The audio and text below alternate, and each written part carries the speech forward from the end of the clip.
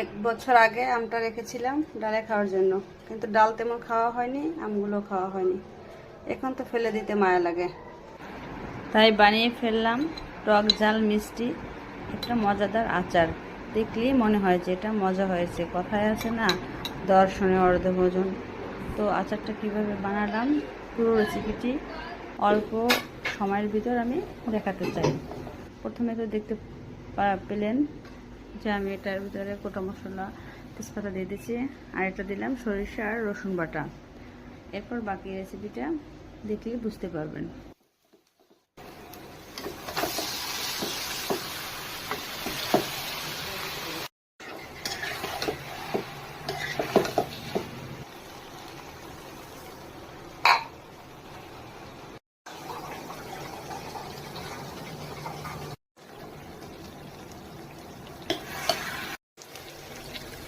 দিয়ে দেব পরিমাণ মতো সিরকা।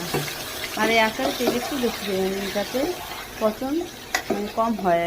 উপরে যে ফাঙ্গাসগুলো পড়ে, তেল বেশি হলে এগুলো কম হবে সবসময়।